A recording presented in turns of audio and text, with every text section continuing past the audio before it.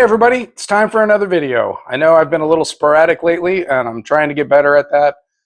To be honest, it's been real busy with the Advanced to Contact coming out, Fire and Maneuver going to the editor, and Pursuit by Fire getting started with that. It's been an awful lot coming at me.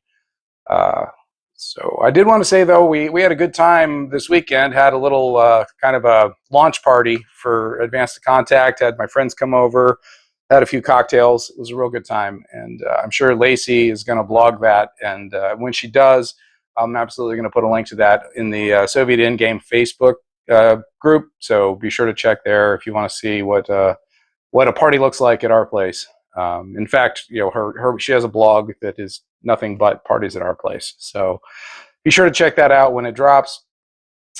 But in today's video, what I wanted to do was I wanted to cover what I like to call the Caribbean Sucker Punch. This is the battle between the Nicaraguan Navy and the United States Marine Amphibious Unit.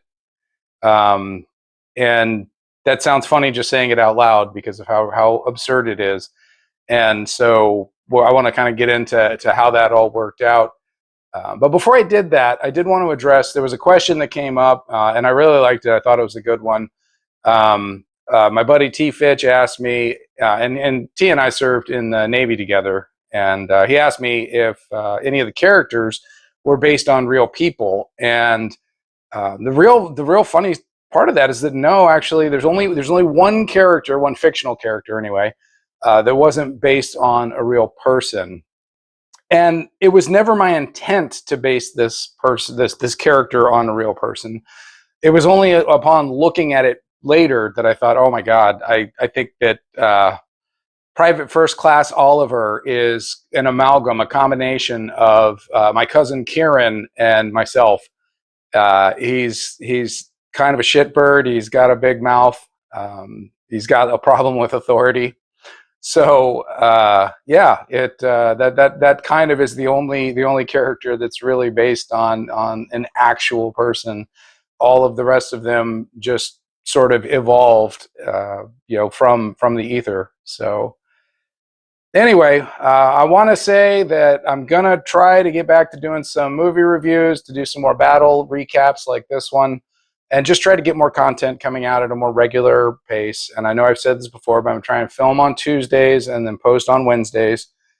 So you know, hopefully we'll get that, and hopefully you'll like it enough that you'll like the video and you'll you know, subscribe to the channel. It really helps me a lot to have subscribers, and you know, the more you rub up on that like button, the better off it is for the channel. So, and of course, the whole reason for the channel is to get more people to come in and maybe look at the books. So you know, it's all related. But with that said, let's go to the computer.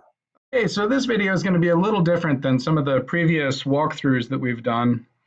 Usually I use Google Maps and just kind of I build out a Google map and then I walk through the battle using that. But in this case, this is a strictly naval battle, and Google Maps really isn't conducive to showing a naval battle. So we're gonna try something a little bit different.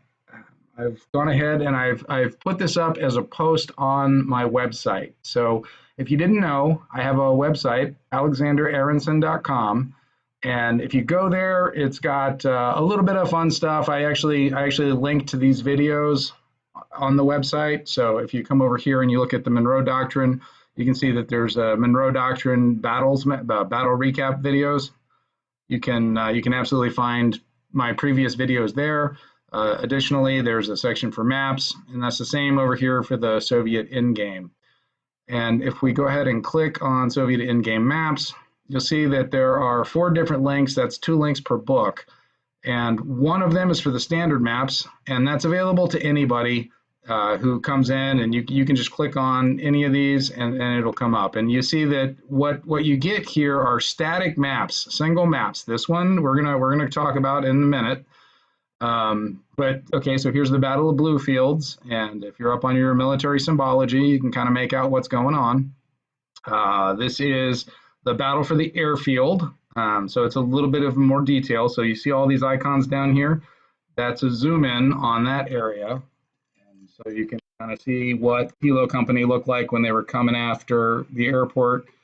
And so, it's kind of interesting. But what's really worthwhile is to go to the premium maps. The premium maps bring you into an interactive map of the Google Maps that we've been talking about previously. Now, in the case of the Sucker Punch, and this is what we're going to look at here in a second, there's actually a link to a play-by-play. And as soon as I get done running my mouth about the web page, we're going to get into that. But so you see, these are fully interactive maps, and when you click on them, you can get a little bit more information. So in this case, this little airfield icon is Desert One. This is the refueling point for Eagle Claw. In our timeline, this is where the wheels fell off the wagon and 8 warfighters were killed. So it gives you a little bit more detail and a lot of control. Same thing here. This, you might look familiar. We were just looking at this. This was the Battle of Bluefields. And in this case, this is the airport. And so if we click on different icons, again, we get, this is the Bluefields POL facility. And this is where Kilo Company this is what they're really tasked with taking. And spoiler alert, this is where Strickland dies. And if you click on this, we've got the Eastern Port on the 2nd Marine Division establishes a beachhead. This is just talking about Bluefields in general. And if you scroll out, see, instead of having 2 maps, it's just 1 map, but you can scroll out and pinpoint anything that you want. Now, you'll notice that it doesn't have the little labels anymore, but again, if you click on it, it tells you exactly what you're looking at. This is B Company of the 1st Armored, and that's just 10 T-55 tanks spread out along a tree line overlooking the beach. So you can see exactly what's going on here, with each of these. So it's just a lot cooler to be able to, poke around and zoom. And, sometimes I'll dig deep and hide an Easter egg somewhere, but not every time. Anyway, so these are the premium maps. Now, to get access to the premium maps, all you have to do is go to the home page or go to the landing page for alexanderaronson.com.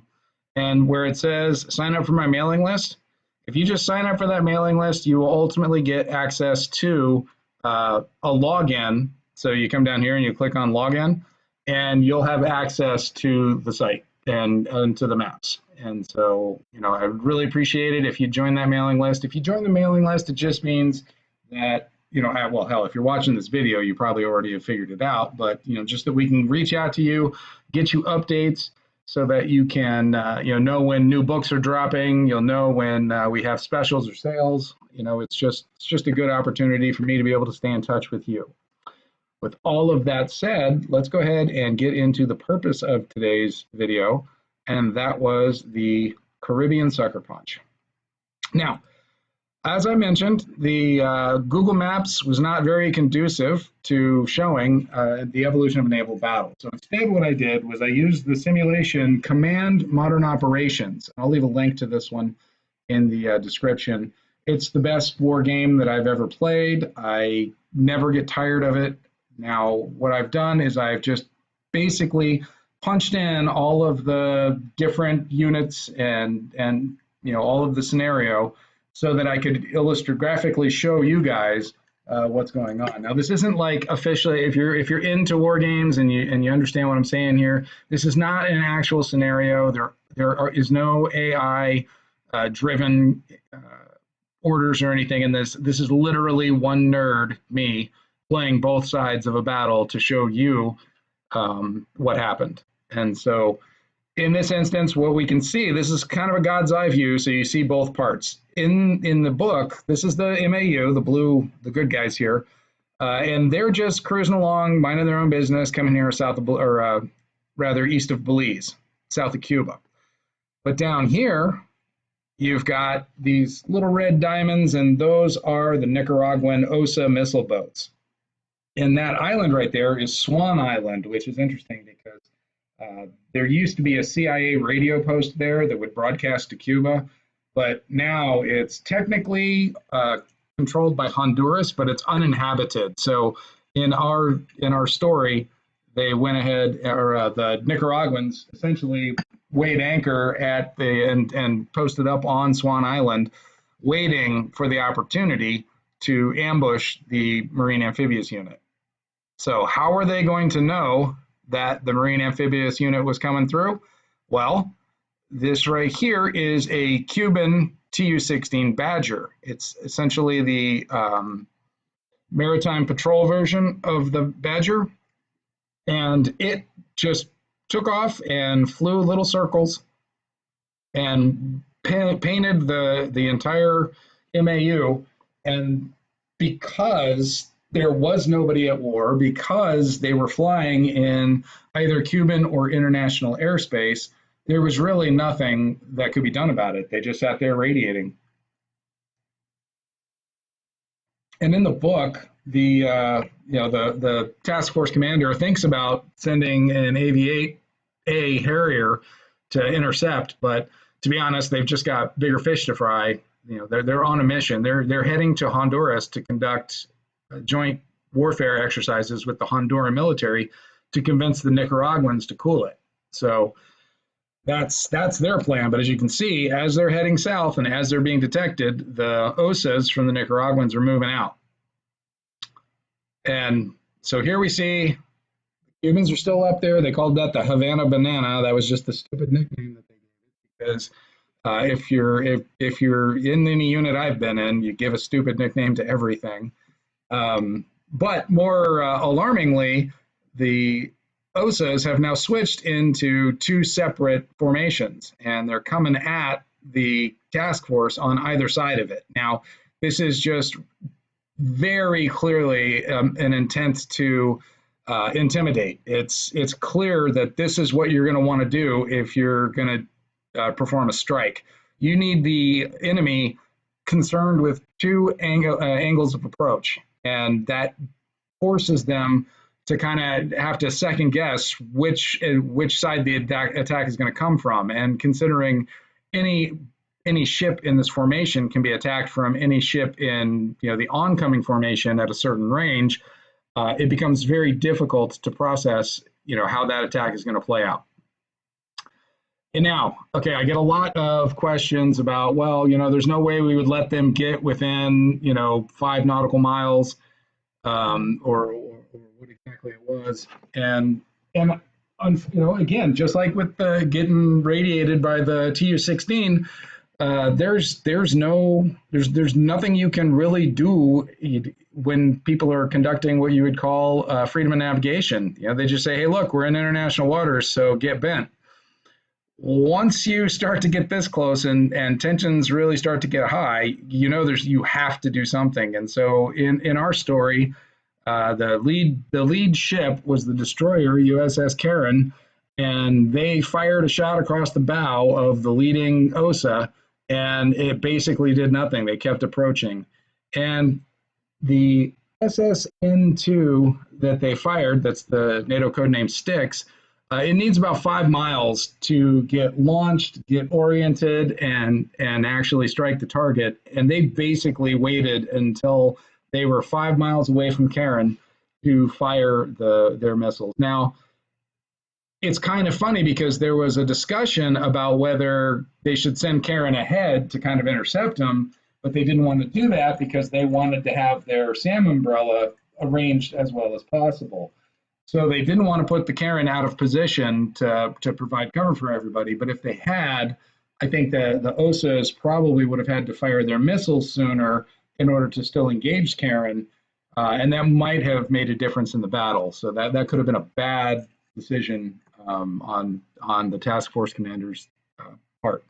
But as you see here, each of these diamonds, these are each of these little upside down V's. Those are SSN-2 Styx missiles that have been fired at the American fleet.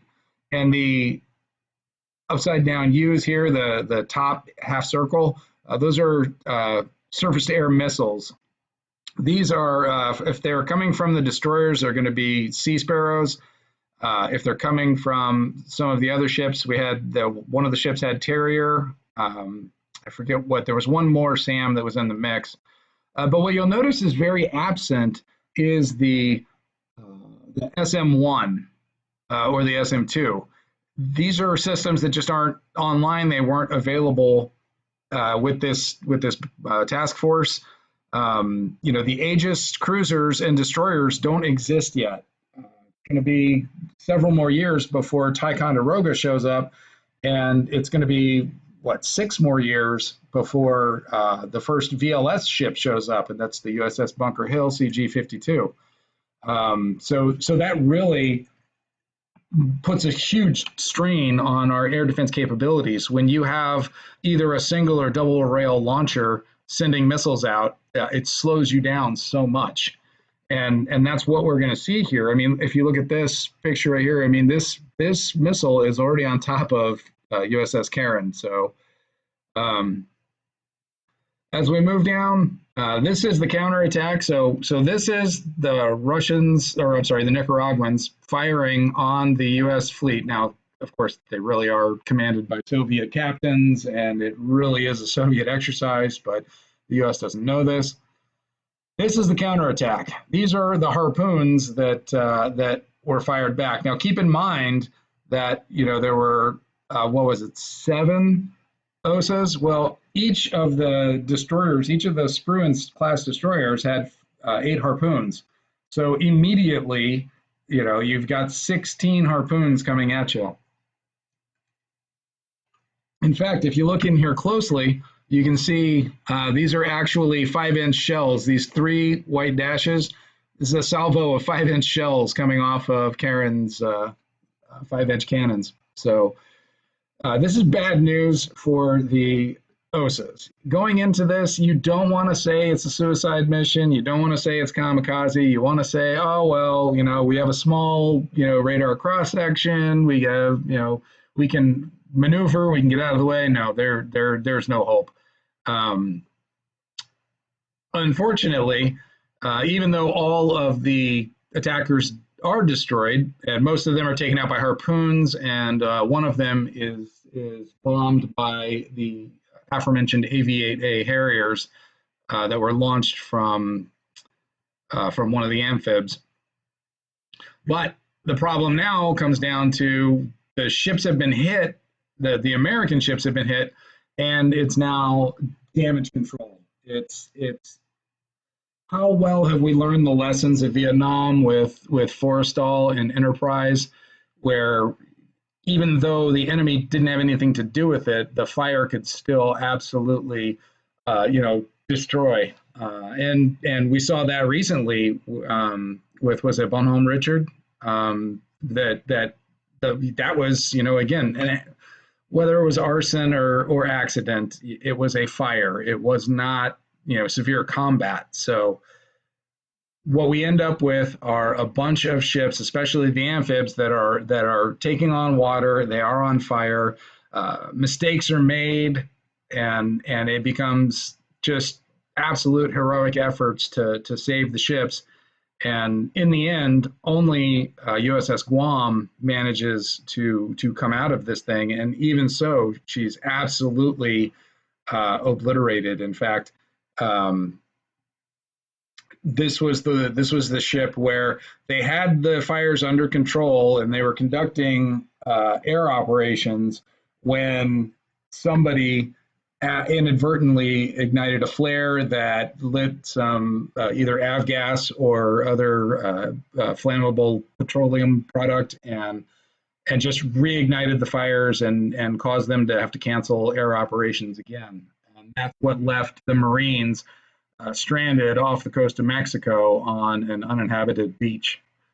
And so that's how this third-rate country, Banana Republic Navy managed to just absolutely punch the U.S. Navy and Marine Corps right in the mouth. And in the end, all it does is draws us into a conflict, but that's exactly what the Soviets wanted it to do. So I think that we can all agree that if we were minding our own business in 1980, now granted, I was 6 or 7 or 8 years old. But yeah, I think we can all agree if that many ships were sunk, if that many lives were lost, there is nothing that would have stopped the United States from going into Nicaragua and replacing the Sandinista government. So Well, I hope you've enjoyed the Caribbean Sucker Punch. It was an awful lot of fun to write. It was interesting seeing what Cuban missile boats given to Nicaragua could do if allowed to get in close and get that one punch. And surprise is always going to be a force multiplier. So, but yeah, let's set a date hopefully for next Wednesday, and I'm going to try and get a movie review up, and we'll see what that looks like. But until then, take it easy, guys. I'll talk to you later.